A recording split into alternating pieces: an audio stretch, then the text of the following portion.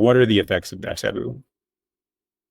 Men generally feel so scared and uncomfortable to talk about sex, and it becomes a problem. And the best example I can put out with this is movie ratings. If you look at how movies are rated in this country, you are much more likely to get a PG-13 or R rating if you're talking about sex than you are violence. For some reason, we as a society here in the United States are much less icky about someone having their head blown off than they are about a basic sex act. And I find that really disturbing because sex can be super healthy. Most relationships, when you get in them, you want to have a good sex life. And this is a good thing that we should be talking about. And it's something that makes you feel better. It develops connection in real good ways. And frankly, it's a reason a lot of relationships don't end up making it because we don't talk about it. And so having that ability, like Scott Galloway did, where he says, look, I was attracted to my wife because I wanted to initially have sex with her. And we've been married for all these years and we're kids and we have a great relationship. But that was one of the reasons. Let's not be scared to talk about that. He also talks about sex as a way for guys to have an accountability mechanism. And by the way, I think that's fair. If I'm going to go out on a date and there's a chance a girl might come back to my house, guess what I'm going to do? I'm going to clean my damn house. Mhm. Right? I'm going to make sure I wear something presentable. And that's a good thing. That keeps me accountable and keeps me trying to be better. So those things are good.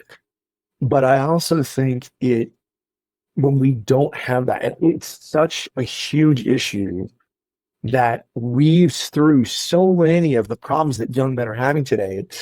Being scared about sex and women holding away or not giving me any, whatever, that contributes to some of the political discourse we have today, where I'm worried about women getting too much power. And it stops us talking about rape and sexual assault in really healthy ways. We've seen some really horrible things like that coming out as well. So we just need to bite the bullet and have these conversations. And Ben Sass, who recently just did a great 60 minutes or interview, he's going to die. So he doesn't care. And that's one of the things he mentioned in his 45-minute interview. And this is a politician who's mostly used to work on, systematic policy issues. He's like, look, we don't sit down and break bread as people anymore. And he said specifically the fact that young people specifically are not having sex is a symptom of a much greater issue, which is we're not connecting as people in real ways as much anymore. And that has a ton of problematic externalities and issues as we go down for society as a whole. So that's just some of the reasons why we need to talk about this. There are two things that occur to me about those examples of Ben Sass, who sadly is going to pass away soon from cancer, and Scott Galloway, who's rich as hell, and he's just like a loose cannon and really doesn't give a shit and will say anything. Definitely. And I respect that about him. And not only does he say that he probably wouldn't have had the motivation to date his wife, to get in good enough shape to be a presentable mate to her. But he also says that as I don't know how old he is, 55, 60-year-old man, that he still watches porn today and he feels embarrassed about that. But that's amazing that he can admit that. We all watch porn, right? But nobody wants to admit that. And those are both heterosexual men. They're progressives. Yes. Something that you and I were talking about earlier is that you've got a lot of academic speak in talking about sexuality and pornography. And it's actually mostly women who study pornography and sexuality at the university level, right? And some fantastic researchers there. To the degree that there are some straight men, is also typically in like this very technocratic academic language that's not accessible.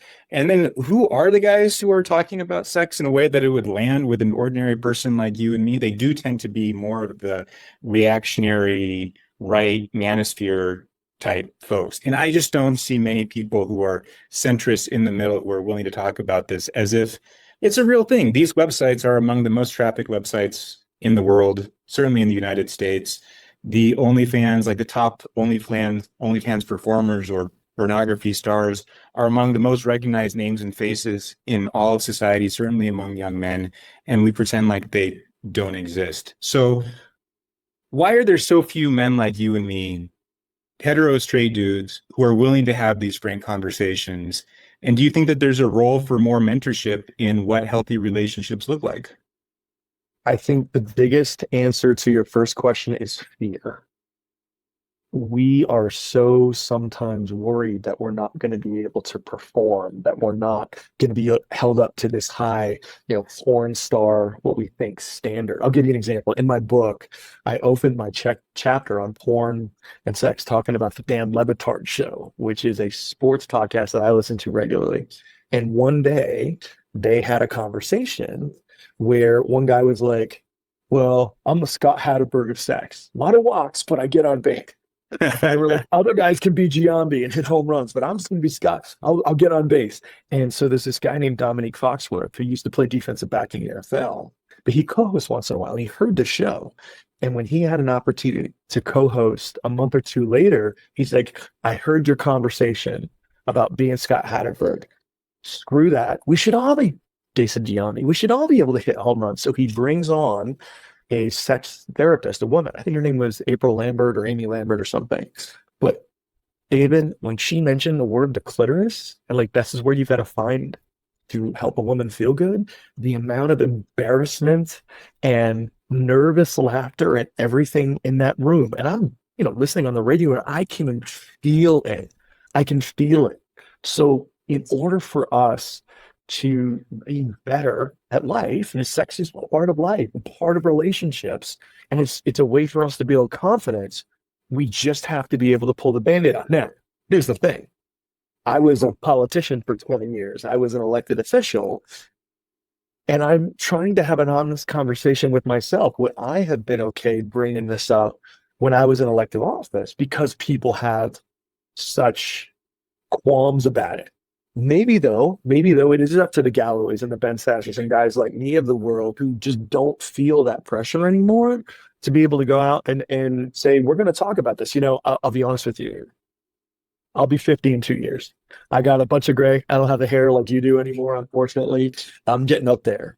But I talked to my therapist about my situation. He's like, Bill, you've had all these experiences in life and you've done some things and you've seen some shit. There is value in being the OG. And that leads to your second question, I think, which is where are the role models?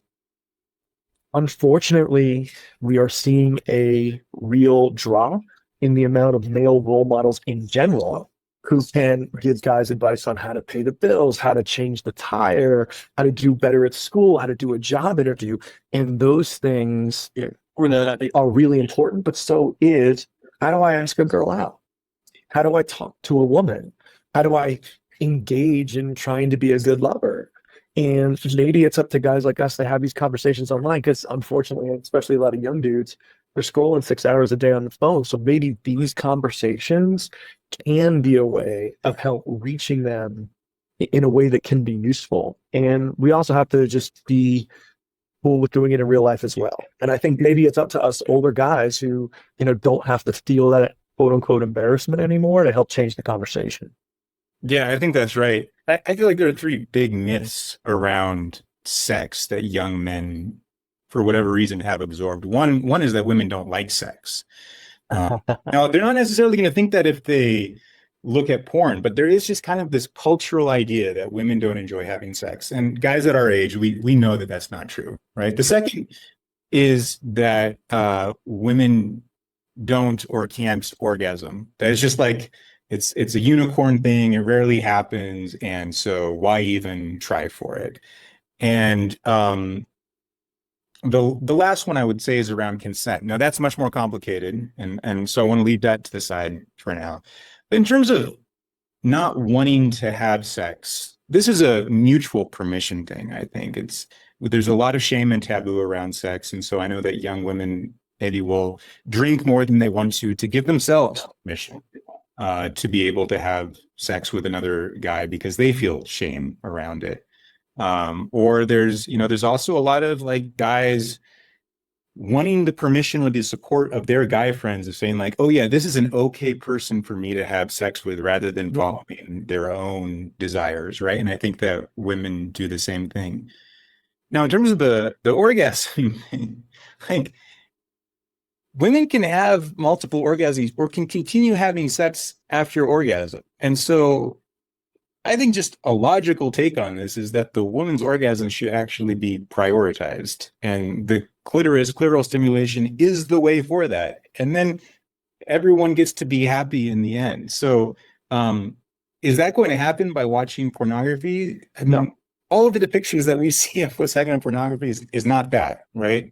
So someone needs to sit down with these young guys, or just, I think there's a role for intergenerational mentoring, like you're talking about, and it probably does mostly need to take place offline. But just say, look, here's some basics about sex that don't get discussed very much. They certainly don't get discussed in pornography. And it's going to take some time. Like you're not going to be able to have a conversation with some 18-year-old about this, but these are things that you should know. Well, and you're right in everything you just said. And I will add to that a couple of things. Number one, if guys like us are not talking about this in an open, productive way, who are the people that these young men are going to listen to? They're going to listen to Andrew Tate and his ilk, who say that women are nothing but sex objects and that the best way to control them is basically to rape them and to have them do OnlyFans work for you. I mean, it's monstrous, but they will listen to them because we're not talking about it, right? Or they'll listen to some of the conservatives out there on the right, the Charlie Kirks and Nick Fuentes, who either think women are icky, which is what Nick Fuentes said, or that women just exist as baby makers. And that's wrong. And so if we're not having, or they'll just go to porn, as you pointed out. And I think we need to be okay with having the conversation. I tell guys all the time when we're talking about this, you don't need a 10-inch cock. You don't need a fucking big penis. And you have to say it over and over and over again because if that's all I've ever seen is in porn, is these guys with these monstrous penises, they don't know that most women actually are like, I don't really want that. Maybe once in a while, but not on a regular basis, right? I know one woman who I was like, if you have a 7-inch cock, she's like, get that thing away from us. Yeah. And there's a lot of women that feel that way. When we can't be afraid to talk about that in porn, almost all of the whatever foreplay that there is the guy getting head and there's no reciprocation. Whereas reciprocation is A, great for everybody, and B is something that leads to much better processes overall, right? Down the road. And so we got to be able to talk about that. And then the communication thing. What was the numbers that I saw? Only 20% of any kind of straight heterosexual porn has any kind of talking. Yeah. And almost all of that is the men being dominant to the woman. Yeah. There's no conversation about, hey, what feels good? What do you want to do today? Want to try this new? Those sorts of things. And that leads to just better sex overall in ways in which everybody benefits. So guys like us have to be okay with talking about this to give permission to other folks. We were talking earlier. I give this mental health talk to a bunch of construction workers, 96% dudes. And unfortunately, I had a suicide attempt 5 years ago. And I'm pretty open in talking about that. And that's very hard for me to do, but I do it for two reasons. Number one, it's a way to connect with other people and let them know you know what the hell you're talking about. But number two, when men are a little vulnerable, when men can open up about hard issues like mental health or sex, it gives permission to other guys. And you and I, who have a little gray in our hair, in this case, gray in my beard, we maybe have to have that responsibility to talk about that, to open up. I want to just say one more thing too. I did spend 20 years in politics and I'm a policy guy.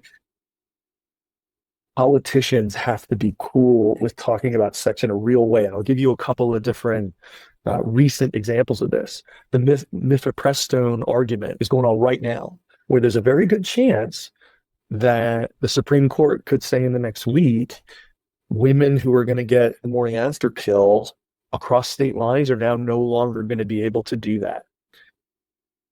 That's going to scare a lot of women, especially if they're in the state, and you're going to be if you're in one of these states with no abortion, where I'm going to be much more reticent about having sex if there's consequences that the man doesn't have to deal with, that I have to deal with. And I think we as men have to have a responsibility of openly talking about these policy issues when it comes to very direct consequences of sex. I'll give you another one. There are 5 states in the country right now with active efforts to get rid of no-fault divorce. So for those of your listeners that don't know what this is, back before 1969, it was to get a divorce in this country, if you were a woman in a bad relationship, was super fucking hard. Ronald Reagan, of all people, when he was the governor of California, okayed the first no-fault divorce. And what did you see? Women's depression went down, their rapes went down, their murders went down, their suicides went down. And so women need to feel comfortable because let's face it, as dudes, we are almost always going to be the bigger, more powerful person in any kind of relationship.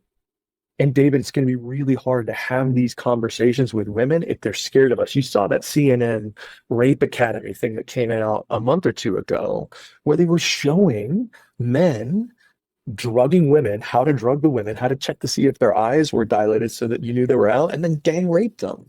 Like, we have a responsibility to talk about this too, because in the back of a woman's mind, if we're going to talk about sex, hopefully have sex, she's got to feel a comfort level. And if she's worried we're going to rape or kill them, that's a real problem. So all these things have to be a lot more open and honest. And we as fellas have a real responsibility to open up those conversations moving forward and get over some of the taboo nature of shit that people haven't been able to talk about, because that's not going to get us anywhere.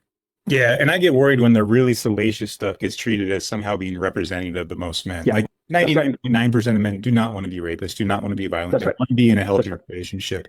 But society has changed. We're not going back to the time when women didn't work and women were in the household and they were cooking dinner. Now that in some urban centers, women are making more money than men. In a lot of relationships, they are. This means that our emotional skills, our relational skills need to change, right? And how we relate to each other. So I do want to briefly touch on consent because it's such a difficult topic for folks to talk about.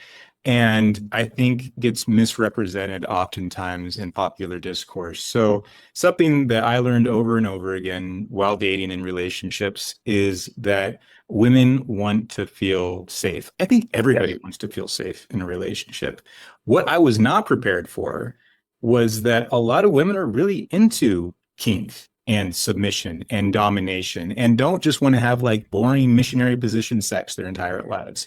And so it was kind of mind blowing to me as like a young 20 something being like, oh, wow, you want like, it was beyond what I was ready for or prepared to do. And so it was oftentimes the woman leading me into the, I wouldn't say more extreme, but, acts that I hadn't thought about that are portrayed in modern pornography. After we've been together for 6 months, 9 months, after we established the trust, after we had conversations about, do you like this? Did you like that? But most women, I think that most women would agree with the statement that they don't want someone asking permission to do every little thing. What they want is an emotionally intelligent person who can Yes. read cues and see subtle signals of like, I like that, I didn't like that, a slight little like movement of the body of like, please don't do that. And then you don't, and you really respect that. And I think what most young men, well, many young men don't realize is that just wait 3 months, 6 months, and you will be surprised by like where your sex life will go. Yeah. You covered a lot of ground there, and I'm really appreciating this conversation. So let's start with the consenting agenda, or let's start with the consenting in general. First of all, guys have to realize consent means that you have an agreement between two people who have the ability at the time to say yes to something together. What does that mean?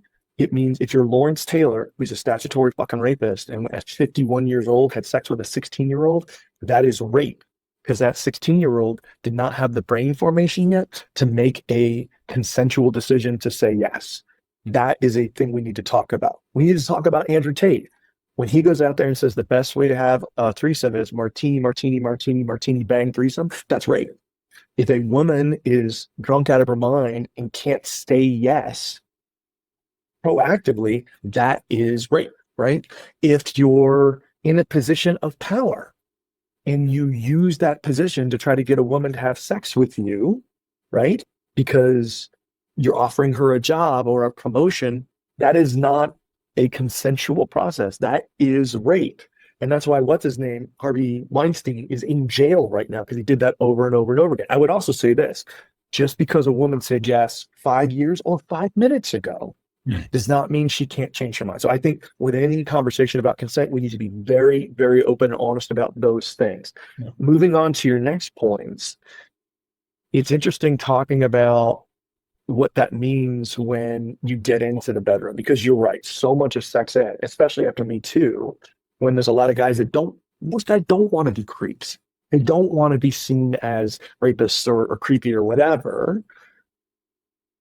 So what do? They get mixed messages. Hey, we need you to say, is it okay if I touch you here? Is it okay if I kiss you here? And at the end of the day, most women actually don't want that.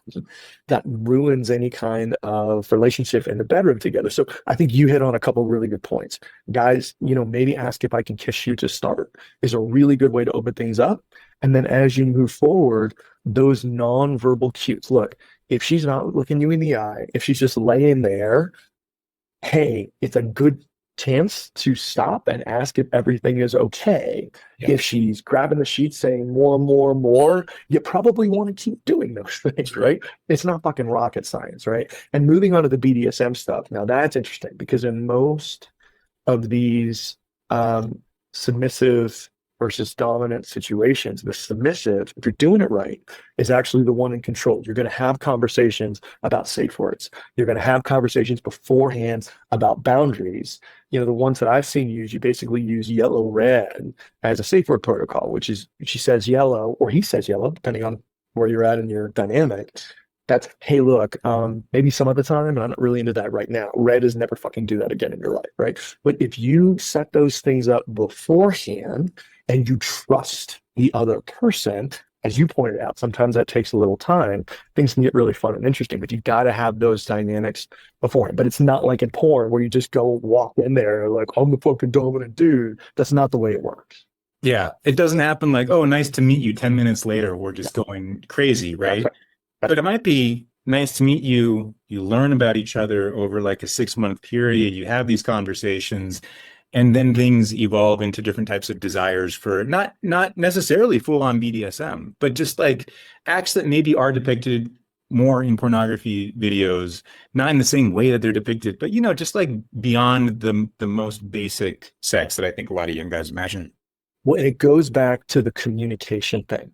This is all at the end of the day about communication, where if you feel comfortable talking to someone, you can figure that out. And that's really where I think porn, straight porn, does do a disservice because porn is set up. If you talk to porn directors, they'll tell you it's all about pleasing the dopamine receptors in a man's head. Yep. So you're setting up this very visual representation of something that we know is going to keep you coming back with a formula. That formula does not involve a lot of talking. It's interesting. Women on women porn, way more of that has talking than Makes sense.